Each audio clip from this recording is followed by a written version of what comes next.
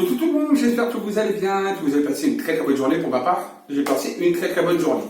Aujourd'hui, petite vidéo sur quoi? Tout simplement sur qui pourrait être amené à succéder à Emmanuel Macron et surtout quelles seraient ses idées, ses projets et l'évolution. En même temps, on va regarder un petit peu son évolution et l'évolution de la France.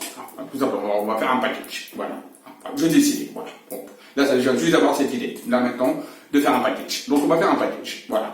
On va regarder qui serait susceptible de succéder à Emmanuel Macron. Je ne donnerai pas de prénom ni de nom, bien évidemment. Je vais surtout voir un petit peu ce qu'il va représenter, ce que ce personnage va représenter pour nous plus tard, ses idées, ses projets, et s'il va y arriver, et qu'est-ce qu'il va y avoir comme changement également. D'accord? Un petit peu. Ou pas. Donc, on va regarder tout ça ensemble. N'hésitez pas surtout à commenter la vidéo, partager la vidéo, et vous abonner à ma chaîne si ce n'est pas déjà fait. Voilà, allez, c'est parti. Maintenant.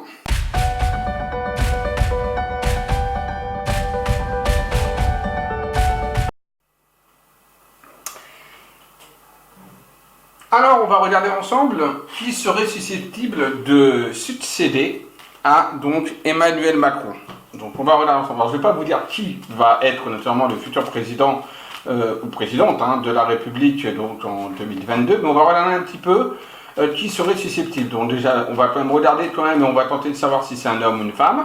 Et on va également essayer de voir un petit peu les ambitions, les idées qu'aurait cette personne pour pouvoir accéder au pouvoir, ou si éventuellement, pourquoi pas, Emmanuel Macron serait-il susceptible d'être réélu. Alors, on y va maintenant, on va déjà poser la première question, à savoir, est-ce que Emmanuel Macron serait susceptible déjà de vouloir se représenter en 2022. Donc Emmanuel Macron va-t-il se représenter aux élections de 2022 pour les présidentielles 2022? Est-ce que Emmanuel Macron serait susceptible de se représenter? Allez, hop, on regarde déjà premier tirage.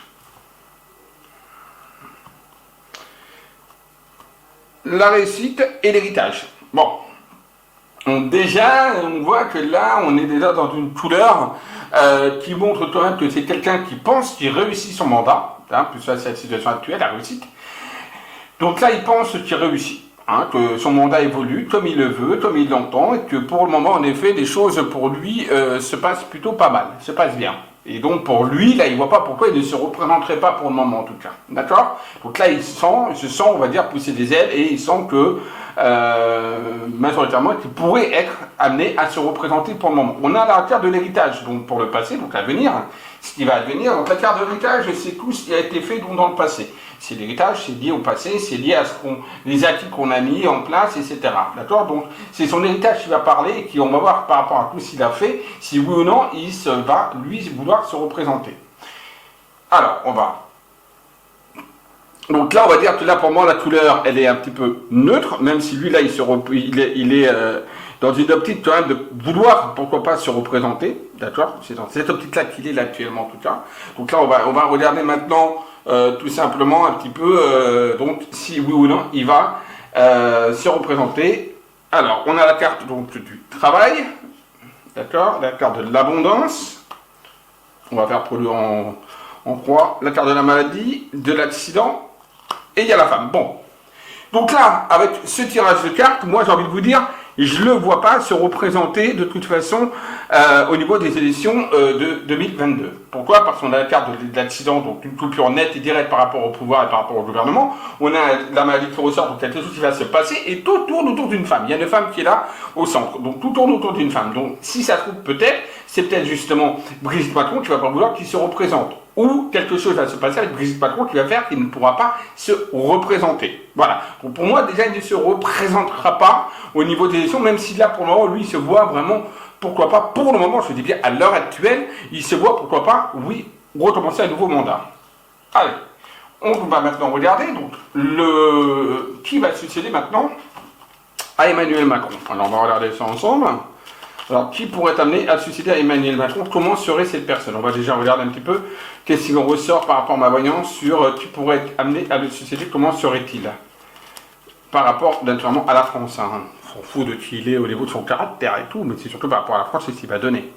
Alors, c'est quelqu'un qui va annoncer du changement, d'accord? C'est quelqu'un qui va vouloir faire du changement, qui va vouloir transformer un petit peu le pays, transformer les choses, mettre de nouvelles bases au niveau de la France, déjà, d'accord? C'est quelqu'un, pour moi, ce sera une personne qui sera beaucoup dans le mouvement, d'accord, donc une personne très dynamique. Parce que bon, je suis pas anti-Macron et je suis pas pro-Macron, mais c'est vrai quand on regarde Macron, il est jeune et il est très vite fatigué parce qu'il prend des vacances quand même de manière assez régulière, le boulot. Hein. Donc voilà, mais là on voit que c'est une personne qui sera beaucoup plus dynamique et qui sera tout le temps dans le mouvement, dans le jeu, très souvent également au déplacement. Donc voilà, c'est déjà une personne qui va vouloir également faire changer les choses au niveau de la France. D'accord ? On est à câble à méchanceté. Donc par contre, ça va pas du tout être facile parce qu'on voit que quand même ça va être encore un mandat très très difficile. Celui qui va reprendre les rênes, ou celle qui va reprendre les rênes, va avoir fort à faire. D'accord ? Derrière, on voit qu'il y a vraiment des complications, il y a vraiment la notion de méchanceté qui ressort, d'agressivité, de poignard dans le dos. Donc c'est une personne d'abord qui va se faire trahir, d'accord ? Ce personnage-là qui viendra au futur pouvoir, se feront également trahir. J'ai une sensation de ça. J'ai vraiment une sensation, moi, de malaise par rapport à 2022, par rapport à la prise de pouvoir. Il y aura une notion de méchanceté autour de cette personne. Alors, donc je répète la question, hein, c'est donc comment va être le futur président, ou la future présidente, hein, ça peut être une femme, et quel va être ses projets et ses idées, ses ambitions, etc. Et un petit peu ce que ça va donner. On a la notion de toi, donc on voit que c'est une personne qui va être un petit peu enfermée, vous voyez, hein, qui va être un petit peu enfermée dans un cocon, on va dire quelque part, et que beaucoup ne vont pas croire déjà en cette personne. Donc il y a une forme de grillage, une forme de fermeture par rapport à ce qu'elle va donner, par rapport à ce que le reflet de la France par rapport à cette personne. Car de la maladie qui ressort aussi. Donc on voit, il va y avoir un très très gros malaise, ça va être un quinquennat encore assez compliqué. Par contre, c'est une personne qui, pour moi, pourrait être amenée à avoir beaucoup de justesse, donc de sagesse, également quelqu'un qui pourrait être assez visionnaire dans ses idées. Donc avec de nouveaux projets et de nouvelles visions des choses, d'où la carte justement, voilà, boum, qui ressort nouveau départ.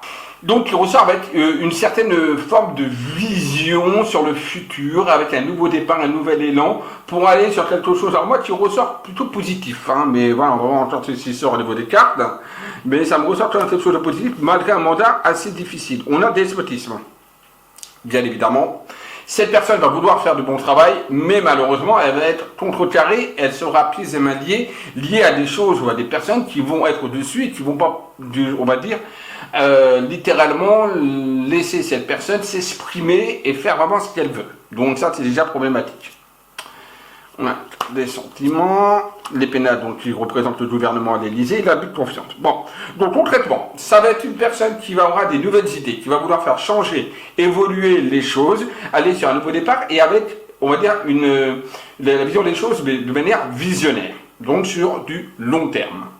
Par contre, cette personne-là va être, comme vous, il y avait la carte de la méchanceté qui ressortait au niveau de la coupe, et on voit il y a le despotisme et le cloître. Donc on voit que cette personne-là, pour moi, risque d'être, on va dire, enfermée dans un cocon et elle ne pourra pas faire ce qu'elle veut. Parce qu'il y aura des gens au-dessus qui vont la mettre, qui vont la lier, d'accord, que ce soit homme ou femme, qui vont la lier, qui vont la menotter de quelque part. Et on voit qu'il va y avoir encore des histoires au niveau du gouvernement avec de l'abus de confiance et avec des détournements d'argent, etc. Également dans ce gouvernement-là qui viendra sur 2022. Donc on voit que ce ne sera pas encore, c'est pas encore vraiment l'apothéose. Hein. On voit que il y a encore des ennemis, il va y avoir encore beaucoup de discussions, des débats, il va y avoir beaucoup de choses qui vont être liées sur cette personne, où on va parler énormément de cette personne en négatif, et cette personne va être entourée de personnes également négatives. Donc voilà, donc, le prochain ou la prochaine présidente aura fort à faire, et je pense pas qu'il y aura une amélioration malheureusement pour 2022 et 2023 et 2024. Pour moi, j'ai envie de vous dire, ça ira beaucoup mieux en France à partir de 2025-2026. Hein. Là, on a encore des étapes un petit peu difficiles à traverser, et tout n'est pas encore, on va dire, totalement ensoleillé. Voilà. Maintenant, j'aimerais savoir, moi, est-ce que ça va être une femme ou un homme? Ça m'intéresse. Je ne sais pas pour vous. Alors, on va demander, est-ce que ça va être un homme ou une femme qui va être président ou présidente de la République en 2022, qui va prendre le pouvoir en 2022? Est-ce que ça va être un homme ou une femme? Homme ou femme? Allez, donc là, il y a bien le gouvernement avec la notion de méchanceté hein, derrière. Vous voyez, comme je vous disais, hein, ça va être pas facile du tout. Ton mandat va pas être du tout facile non plus. Toujours l'abus de confiance. C'est marrant parce que moi j'ai toujours vu de toute façon une femme au pouvoir. Et là, par contre, il ressort un homme. Vous voyez, donc là, je dirais plutôt un homme, mais c'est marrant pourquoi il y a une notion de féminité qui ressort. Donc pour moi, il y a quand même il y a la notion de femme. Je ne sais pas pourquoi toujours, mais là, pour moi, ce serait un homme qui ressortirait au niveau de la présidence de la République. Hein. On va quand même vérifier avec le pendule. On va demander tout simplement avec le pendule. Alors, au niveau de la présidence, je ne sais pas si là vous voyez. Au niveau là de la présidence, est-ce que le futur président de la République sera-t-elle une femme? Sera-t-elle une femme? Non. Le futur président de la République sera-t-elle une femme? Non. Est-ce que ce sera encore un homme? Écoutez, pour le moment, ça me ressort homme. Hein. Est-ce que ce sera une femme? En 2022, tu prendras le pouvoir. Est-ce que ce sera un homme? En 2022, tu prendras le pouvoir. Moi, j'ai envie de vous dire, c'est un homme. Et c'est marrant, j'ai toujours vu une femme au pouvoir, mais là, on dit un homme, donc je dis un homme. Voilà. Je regarderai, de toute façon, je ferai une canalisation, puis on regardera ça, mais plus, on va dire, sur 2021, avant les élections, on sera plus proche, parce que c'est vrai que là, on est un petit peu éloigné. Je vais regarder un petit peu le caractère qu'aura cette personne, avec donc l'oracle du mardi 4, on va regarder un petit peu ce qu'il advient du personnage en 2022 qui va représenter la France en tant que président de la République. Pour 2022, son caractère, son bon intérieur profond. Allez, on regarde ça ensemble. Plus beaucoup de batterie au niveau de la batterie, donc voilà, il faut que je sorte. Tiens, il y a la baleine, le côté féminin. C'est pas ça, voilà pourquoi il y a. Et hop, on a l'ours aussi qui ressort en deuxième carte de personnages. Et le papillon qui ressort tout de suite. Bon, voilà, les trois cartes de personnages. Donc on a la baleine, donc c'est le côté féminin, un petit peu, le côté un petit peu sensible, le côté émotionnel, le côté très maternel, le côté, on voit ça va être une personne qui va être assez, voilà, je le vois assez doux quand même quelque part, c'est ce côté de féminité et assez maternel, qui va essayer vraiment de faire des choses, de faire essayer de, voilà, je la vois être sincère. Ce personnage quand même, hein, vous voyez, il n'y a pas de serpent, il n'y a pas il y a pas des cartes très négatives, il n'y a pas le machiavélisme, il n'y a pas le dragon, il n'y a pas tout ça.